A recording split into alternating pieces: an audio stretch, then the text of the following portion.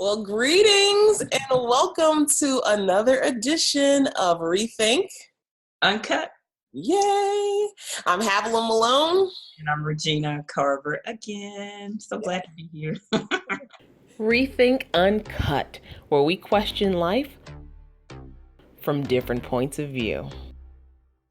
This girl is on fire. So we are entering into the month of February of 2016. You know, a lot of great things I'm sure have already happened for you this year as you stepped into this new year.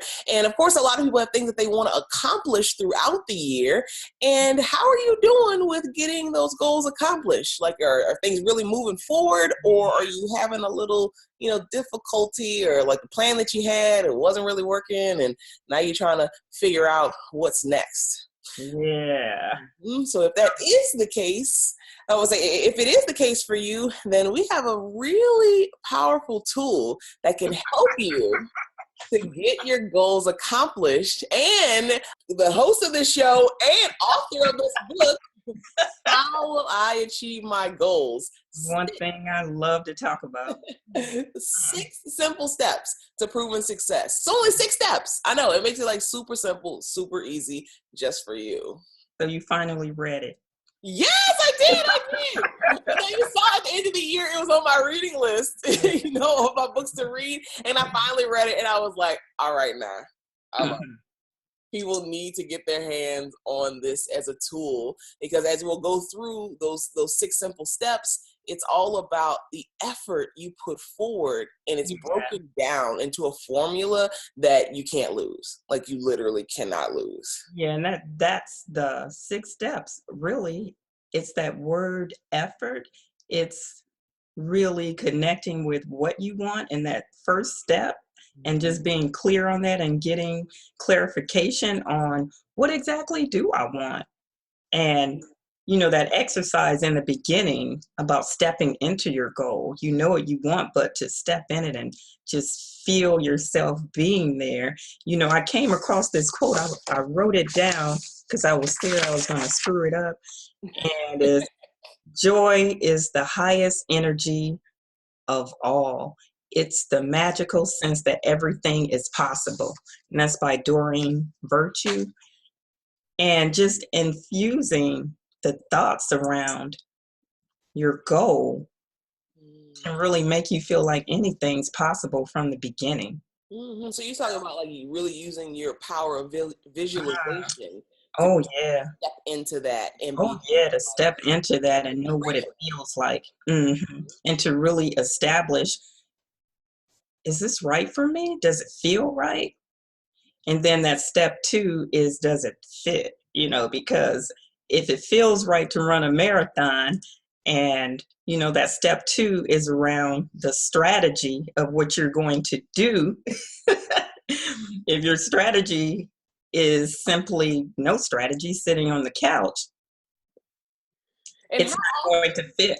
Exactly. And how often is that people stray? Like, okay, I know what it is that I want to accomplish, but then I don't really have a plan to be able to make that thing happen. So then you become stagnant, or then you lose, you lose that passion that you had around it, because you feel like it can't happen or it won't happen. But if you step into step number 2 right here, then you come up with some things that can support what you do, because the more you make an effort, it gives you confidence that it is something you can accomplish.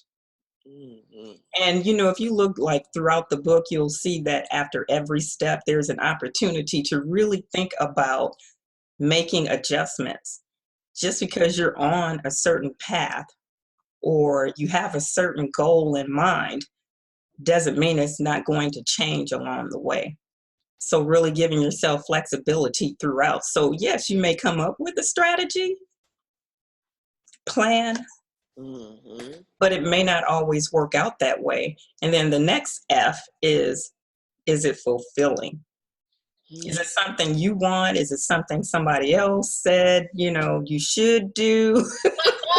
how often are we living for other people? You know, we stepping into their dreams or their goals, or I think you gave the example about either like being a doctor, like is it because your mom wanted you to be a doctor? Yeah, doing these things because somebody else wants you to do. That's not to say that you won't accomplish the goal, but how will it feel to actually come to realize that goal and be unhappy, and to live this life that you're not happy in because the goal just wasn't even fulfilling? And then the other thing about is it fulfilling is you're going to stick to it better if it's something that's fulfilling for you.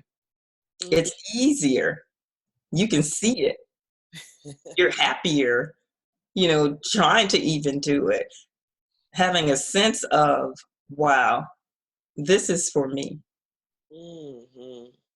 And also, is it fulfilling in the sense that somebody else is going to benefit from it as well? Absolutely. Gives it even more of a reason too that, oh, it's not just for me, somebody else will benefit from this too. I know I feel good knowing that, okay, I can write this book, but I pray that somebody else will benefit from it too. And when we look at that acronym of effort and that fourth step, which is around that O, or observe, because you talk about here in chapter 4, you said nothing happens for you until you think the thought, take the action, and make the effort. Like nothing will happen. Because we can sit, think about, write down things and all that, but what about what you actually do? It's this thing with what do you actually do, which can get you out of that stuck mode. If it was somebody that's depressed and doesn't feel like getting out of bed, the effort could be simply sitting up. At some point, you have to do something. Something has to be done. So after reading, so many self-improvement books and feeling inspired, sometimes I will come away with the feeling that, but what do I do? But what do I do now? So you share that story, and you've shared it with me before about Rudine. Oh yeah.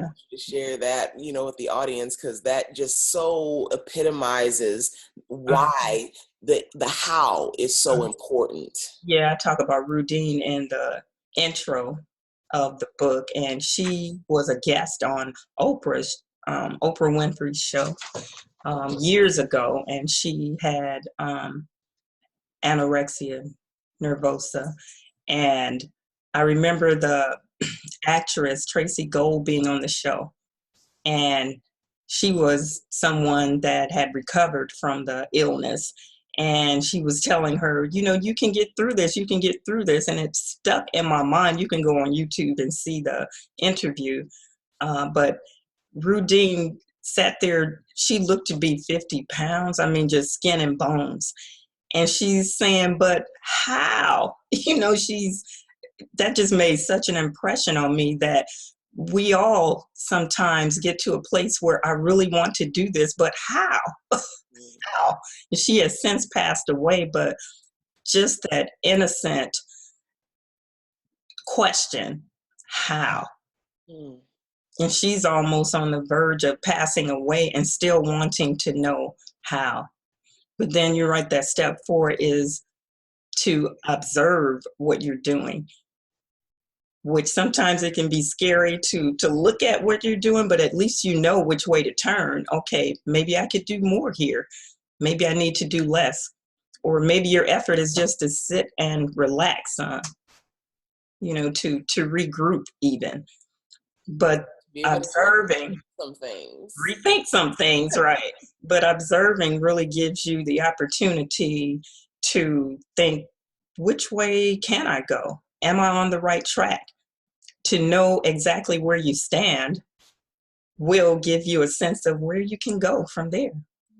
And then you step into the step 5, which is about the results and being able to measure those results in a very tangible way so that you know that you're moving in the right direction. Right. To even know you're moving in the right direction, is it starting to look like the result you had in mind through all the adjustments and all the flexibility that you exhibited throughout the whole journey of it all. And then, of course, that step 6 is the time limit. That not to be on that wheel going around and around, but just giving yourself a time limit could be motivation, knowing that, oh, that date is coming up, I better do this or that. But even to get to that date and still know that, okay, did I get there in this much time? What is it that I could have done different? Which way do I need to go now? Because you don't want to look years down the line and you're still like, oh, I wanted that degree. Give it a time limit. So you have some point in time, that event on that day, to review. Did you get there? If you didn't, review why you didn't. But by all means, you can use these goals that you accomplish as confidence and just a blueprint to what you can do to achieve more goals, to celebrate what has happened. That is so great. And yes, along the way, there may be instances where you have some limiting beliefs about some things that may be a hindrance to your goal. So there's some ideas in the book on how to get over some of the obstacles in the way. Yeah. And I love because you actually talk about in the book, you pose this question, and that question was, did you know that your real riches are the ideas you're blessed to have, and you decide to make an effort to bring them to life? Yeah. And every one of us has like brilliant ideas. We're sparked with inspiration. We're sparked with something. And it's like that guiding force saying, go in this direction, do this thing. And it's like, will you decide? Because it's a decision that you make to make an effort to move forward and make it happen. And this is just the start of this conversation. And we try to keep our Rethink episodes short and concise and to the point to give you information that you need. But we're coming back because we need to continue this conversation because there's so much more that's available. Well, first of all, you can go get the book so that you have it for yourself so that you can actually read it. But we're going to have a follow-up conversation about this because Regina gives you some amazing tools in this book to really help you to achieve your goals. It's a great thing to have an idea. It's a great thing to be inspired to do something. But until you put forth that effort to achieve it, it's really worth. Yeah. And can't wait to actually share some things you can do to help, because I want us all to achieve our goals, and we can do it. We definitely can do it. Yeah. Well, please share your comments with us below, or you can email us at rethinkuncut@gmail.com. This book, How Will I Achieve My Goals, is available on Amazon. Make sure you go and get a copy of that today. And then join us next week as we go into some concrete tips and tools on how you can achieve your goals. I'm Havilah Malone. I'm Regina Carver. Thank you so much. And we'll see you soon. All right.